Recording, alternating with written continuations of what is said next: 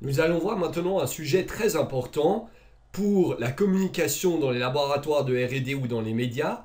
Il s'agit d'animer un graphique, qu'il soit 2D ou 3D. Donc ça, 2D, on sait déjà faire et 3D aussi.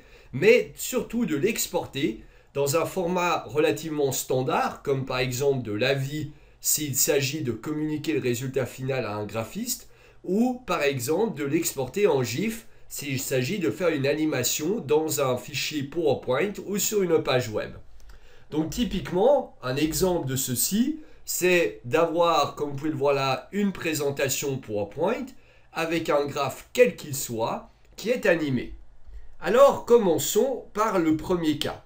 Pour le premier cas, ce que l'on va faire, c'est que nous allons ouvrir le graphe fait précédemment avec la sphère. Donc si je vous le remontre, voilà, le graphe avec la sphère, je vous rappelle que c'est ceci.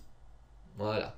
Donc c'est cette sphère avec le mappage de la Terre, donc la topographie de la Terre, qui est représentée. Et puis l'idée, ça va être de l'exporter sous différents formats.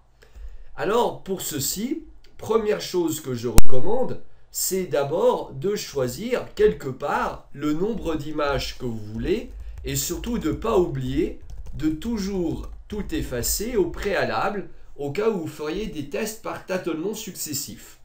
Donc une fois que vous avez fait ici une sorte de reset, on va dire, de l'environnement de travail MATLAB, vous choisissez le nombre d'images que vous voulez, donc le nombre de frames.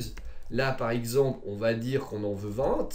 Et ensuite, vous allez utiliser ce nombre d'images comme étant le nombre de rotations ou de transformations ou autre, peu importe.